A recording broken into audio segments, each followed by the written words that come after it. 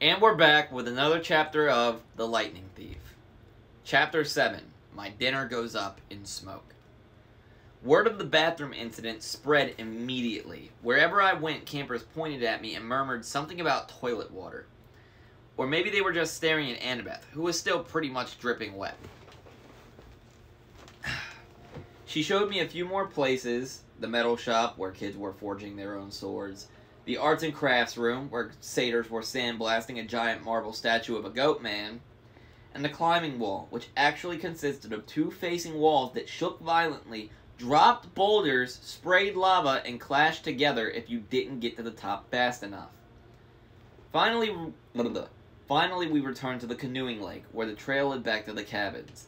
"I've got training to do," Annabeth said flatly. "Dinner's at 7:30. Just follow your cabin to the mess hall." "Annabeth, I'm sorry about the toilets." "Whatever. It wasn't my fault." She looked at me skeptically, and I realized it was my fault. I'd made water shoot out of the bathroom fixtures. I didn't understand how, but the toilets had responded to me. I had become one with the plumbing. "You need to talk to the Oracle," Annabeth said. "Who?" "Not who. What? The Oracle. I'll ask Chiron." I stared into the lake, wishing somebody would give me a straight answer for once. Real talk. Imagine how frustrating that would... Did I just get enough? Bro, Major Screwdriver, thank you so much, man. I appreciate that. Oh my good... Bro, I keep saying it. Y'all do realize you do not have to sub to this, right? I appreciate it. It means... Bro, this one fucking Superman Clark Kent curl in the middle of my forehead. Look at this. Look at this. Anyway. Y'all do not have to pay me. Like, y'all don't... I appreciate it. It means a lot. It's always nice to have money. But y'all do not have to pay for this. Like, I'm just... Here. Okay. Thank you. Thank you for the sub. I truly do appreciate it. What? Oh, right. What was I saying? Bro, imagine how, like, annoying and aggravating that would be.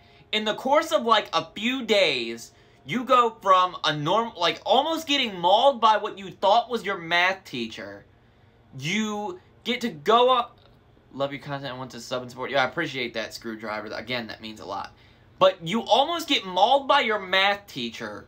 You go on vacation with your mom, finally, after years of not being able to do so, to get away from your chronically drinking, freaking gambling, abusive stepfather. Go to your vacation spot, or only there for a day. Bro, what the heck? Why is whoa, bro, whoa. Y'all do not need to be doing audit.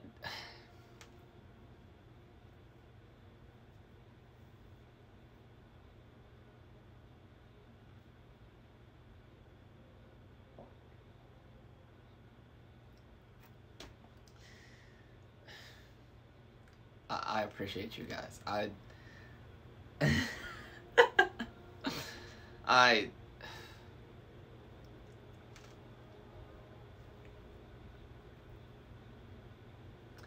You guys are the fucking best. A little bit. It's an emotional thing. I can't express. I was a bullied kid for a long time. I didn't have friends. I didn't have people that I could talk to. I didn't have anybody I could talk to about this stuff. I was just the kid that sat silently and read his books all the time and got picked on by just about everybody. So to have a community now, not just around the books, but like, you guys, this community formed not just around the books, but around me. Like, my followers, my subscribers, all of you guys, it's...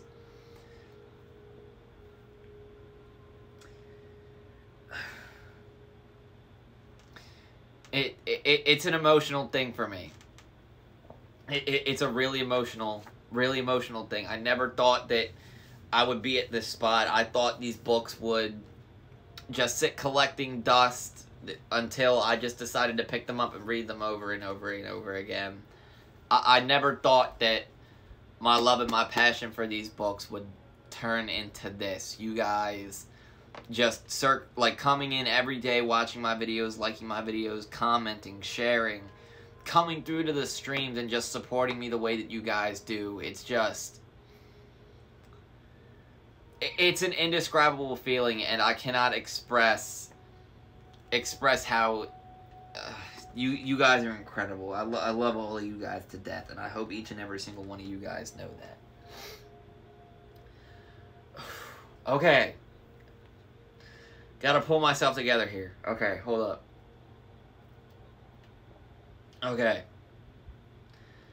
Okay, but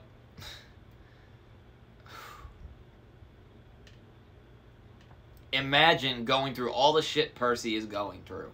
Almost getting mauled by your math teacher. Finally get to go on vacation and ditch all the crap, like I said, at your abusive household with your POS stepfather, who's a drinker and a gambler. You get to go on vacation. A day into your vacation, you get hit with a hurricane.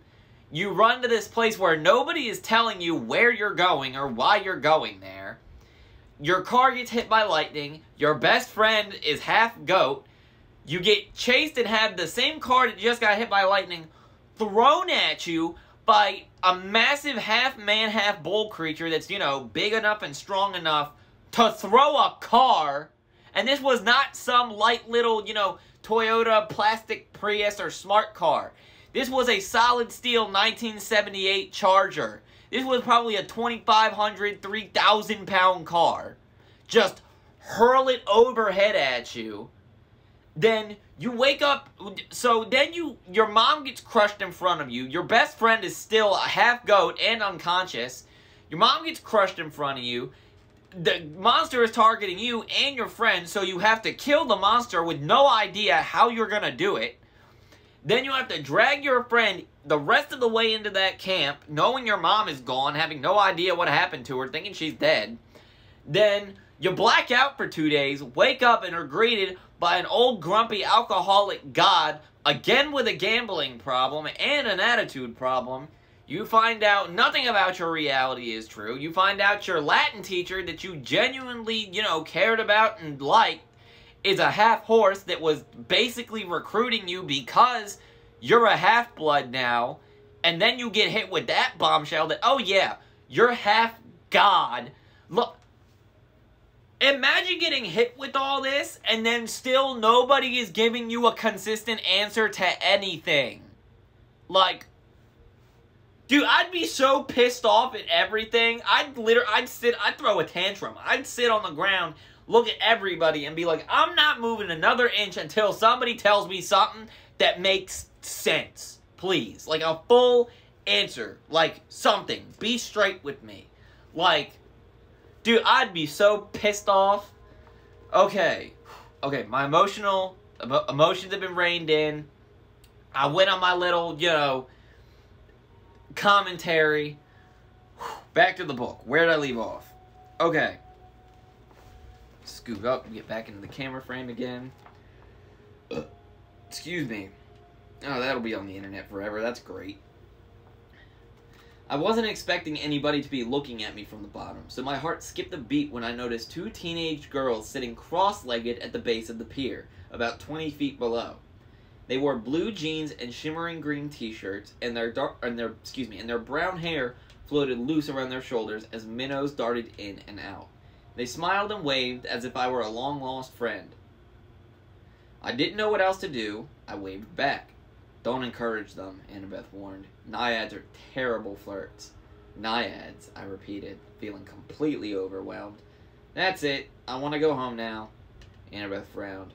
Don't you get it, Percy? You are home. This is the only safe place on Earth for kids like us. You mean mentally disturbed kids? I mean not human. Not totally human, anyway. Half human. Half human and half what? I think you know. I didn't want to admit it, but I was afraid I did. I felt a tingling in my limbs, a sensation I sometimes felt when my mom talked about my dad. God, I said. Half god. Annabeth nodded. Your father isn't dead, Percy. He's one of the Olympians. That's crazy. Is it? What's the most common things gods did in the old stories? They ran around, falling in love with humans, and having kids with them. Do you think they've changed their habits in the last few millennia? But those are just... I almost said myths again. Then I remembered Chiron's warning that in 2,000 years, I might be considered a myth. But if all the kids here are half-gods, demigods, Annabeth said, that's the official term, or half-bloods. Then who's your dad? Her hands tightened around the pier railing. I got the feeling I'd just trespassed on a sensitive subject. My dad is a professor at West Point, she said. I haven't seen him since I was very small. He teaches American history. He's human. What? You assume it has to be a male god who finds a human female attractive? How sexist is that? Who's your mom, then? Cabin 6. Meaning? Annabeth straightened. Athena, goddess of wisdom and battle. Okay, I thought. Why not? And my dad? Undetermined, Annabeth said. Like I told you before, nobody knows. Except my mother. She knew. Maybe not, Percy. Gods don't always reveal their identities. My dad would have. He loved her. Annabeth gave me a cautious look. She didn't want to burst my bubble. Maybe you're right. Maybe he'll send a sign. That's the only way to know for sure. Your father has to send you a sign claiming you as his son. Sometimes it happens. You mean sometimes it doesn't? Annabeth ran her palm along the rail. The gods are busy.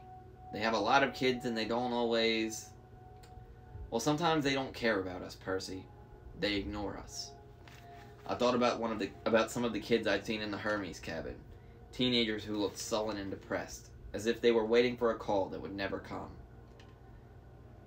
I'd known kids like that at Yancey Academy, shuffled off to boarding school by rich parents who didn't have time to deal with them. But gods should behave better. So I'm stuck here, I said. That's it? For the rest of my life? It depends, Annabeth said. Some campers only stay the summer. If you're a child of Aphrodite or Demeter, you're probably not a real powerful force. The monsters might ignore you so you can get by with a few months of summer training and live in the mortal world with the rest of... and live in the mortal world for the rest of the year. But for some of us, it's too dangerous to leave.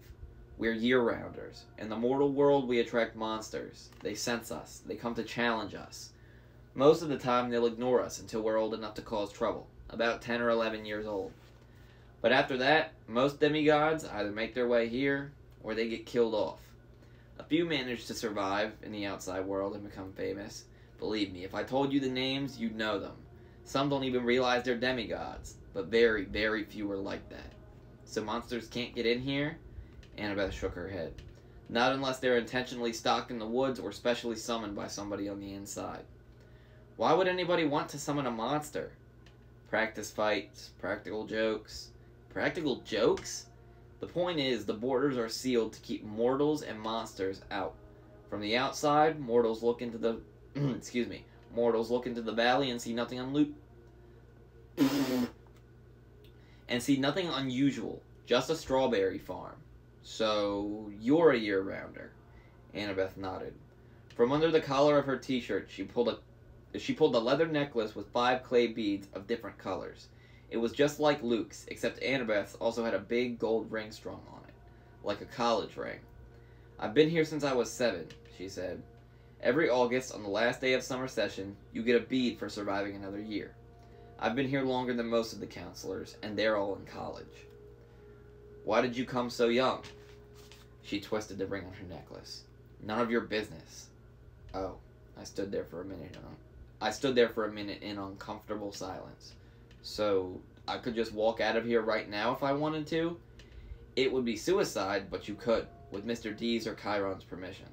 They wouldn't give permission until the end of the semester session unless you were granted a quest. But that hardly ever happens. The last time... Her voice trailed off. I could tell from her tone that the last time hadn't gone well. Back in the sick room, I said, when you were feeding me that stuff. Ambrosia. Yeah. You asked me something about the summer solstice. Annabeth's shoulders tensed. So you do know something. Well, no. Back at my old school, I heard Grover and Chiron talking about it. Grover mentioned the summer solstice. He said something like we didn't have much time because of the deadline. What did that mean?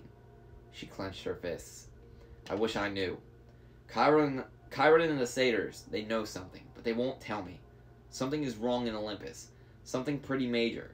Last time I was there, everything seemed so normal. You've been to Olympus? Some of us year-rounders, Luke and Clarice and I, and a few others, we took a field trip during the winter solstice. That's when the gods have their big annual council. But how did you get there? The Long Island Railroad, of course. You get off at Penn Station, Empire State Building, special elevator to the 600th floor. She looked at me like she was sure I must know this already. You are a New Yorker, right? Oh, sure.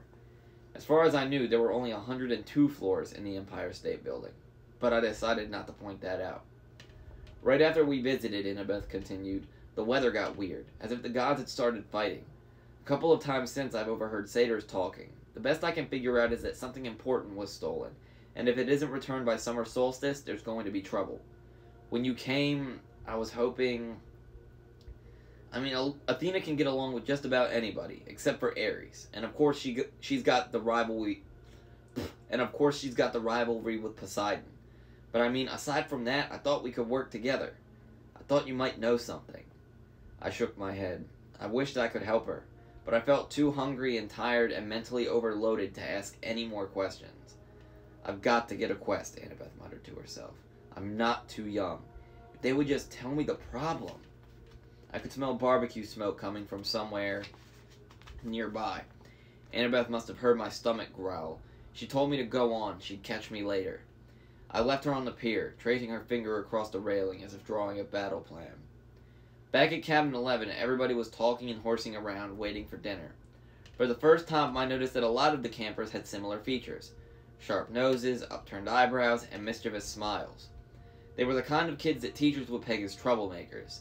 Thankfully, nobody paid much attention to me as I walked over to my spot on the floor and plopped down with my Minotaur horn. The counselor, Luke, came over. He had the Hermes family resemblance, too. It was marred by that scar on his right cheek, but his smile was intact. Found you a sleeping bag, he said. And here, I stole you some toiletries from the camp store.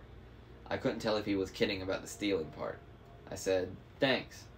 No prob. Luke sat next to me, pushed his back against the wall. Tough first day?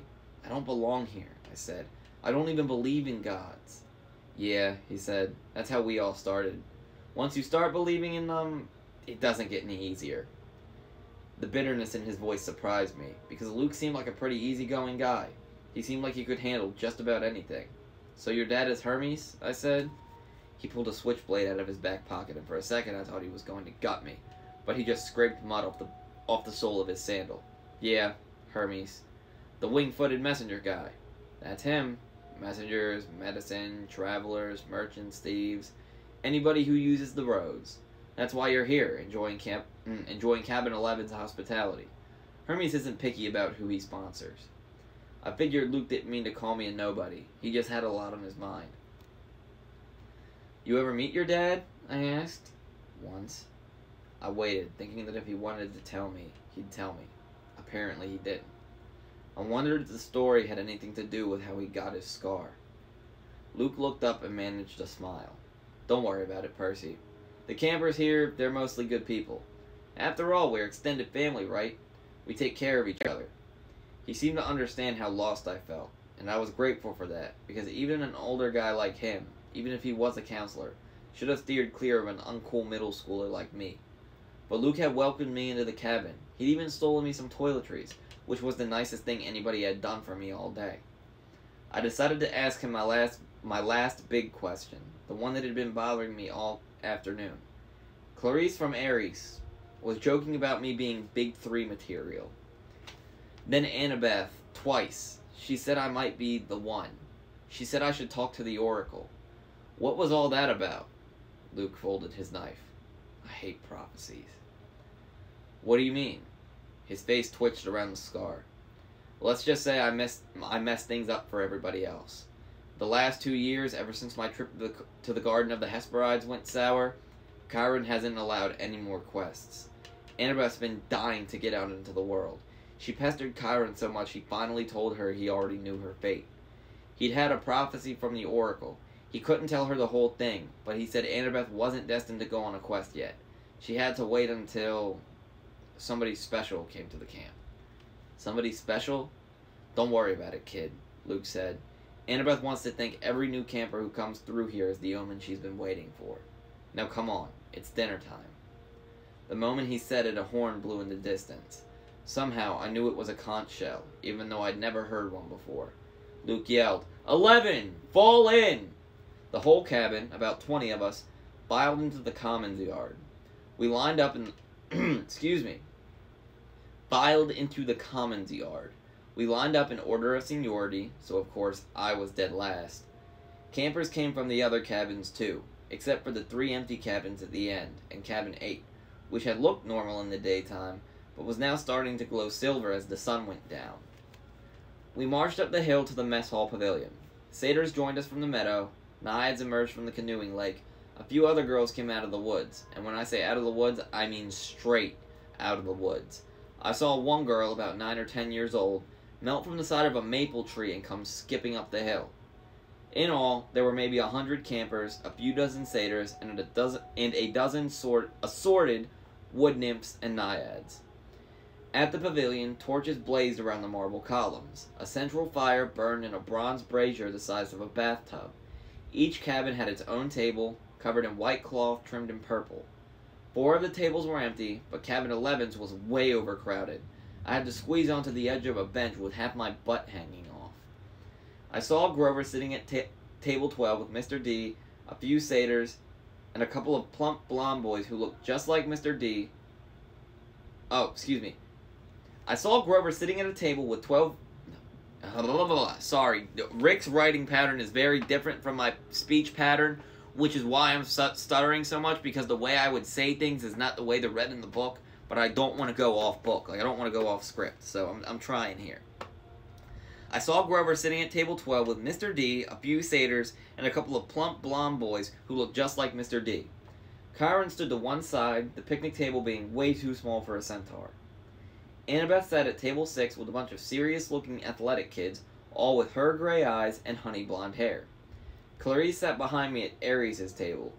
She'd apparently gotten over being hosed down because she was laughing and belching right alongside her friends. Finally, Chiron pounded his hoof against the marble floor of the pavilion, and everybody fell silent. He raised the glass. "To the gods!" Everybody raised their glasses. "To the gods!" Wood nymphs came forward with platters of food. Grapes, apples, strawberries, cheese, fresh bread, and yes, barbecue. Did I read that right? Hold up. Yep, I did. Okay. My glass was empty, but Luke said, "Speak to it. Whatever you want. Non-alcoholic, of course." I said, "Cherry Coke." The glass filled with sparkling caramel liquid. Then I had an idea. Blue cherry Coke. The soda turned a violent shade of cobalt. I took a cautious shit. Jesus God. And y'all thought this was gonna be a good idea for me? Jesus. Like English isn't my first language. Jesus. Good God. Stuttering over here. Alright. I took a cautious sip. Perfect. I drank a toast to my mother. She's not gone, I told myself. Not permanently, anyway. She's in the underworld, and if that's a real place, then someday. "Here you go, Percy," Luke said, handing me a platter of smoked brisket. I loaded my plate and was about to take a big bite when I noticed everybody getting up, carrying their plates toward the fire in the center of the pavilion. I wondered if they were going for dessert or something. "Come on," Luke told me. As I got closer, I saw that everyone was taking a portion of their meal and dropping it into the fire. The ripest strawberry, the juiciest slice of beef, the warmest, most buttery roll. Luke murmured in my ear, "Burnt offering for the gods. They like the smell." "You're kidding." His look warned me not to take this lightly, but I couldn't help wondering why an immortal, all-powerful being would like the smell of burnt food. Luke approached the fire, bowed his head, and tossed in a cluster of fat red grapes. Hermes. I was next. I wished I knew what God's name to say. Finally, I made a silent plea. "Whoever you are, Tell me. Please. I scraped a big slice of brisket into the flames. When I caught a whiff of the smoke, I didn't gag. It smelled nothing like burning food. It smelled of hot chocolate and fresh-baked brownies, hamburgers on the grill and wildflowers, and 100 other good things that shouldn't have gone well together, but did. I could almost believe the gods could live off that smoke. When everybody had returned to their seats and finished eating their meals, Chiron pounded his hoof again for our attention. Mr. D got up with a huge sigh. Yes, I suppose I'd better say hello to all you brats. Well, hello. Our activities director, Chiron, says the next capture the flag is Friday. Cabin 5 presently holds the laurels. Bunch of ugly cheering rose from the Aries table. Personally, Mr. D continued, I couldn't care less, but congratulations. Also, I should tell you that we have a new camper today. Peter Johnson. Chiron murmured something. Percy Jackson, Mr. D corrected. That's right. Hurrah and all that. Now run along to your silly campfire. Go on. Everybody cheered. We all headed down toward the amphitheater where Apollo's cabin let us sing along. We sang camp songs about the gods and ate s'mores and joked around, and the funny thing was, I didn't feel that anyone was staring at me anymore. I felt that I was home. Later in the evening, when the sparks from the campfire were curling into a starry sky, the conch horn blew again, and we all filed back to our cabins. I didn't realize how exhausted I was until I collapsed on my borrowed sleeping bag. My fingers curled around the Minotaur's horn. I thought about my mom. But I had good thoughts. Her smile, the bedtime stories she would read me when I was a kid, the way she would tell me not to let the bed bugs bite. When I closed my eyes, I fell asleep instantly. That was my first day at Camp Half-Blood. I wish I'd known how briefly I would get to enjoy my new home. That is the end of Chapter 7.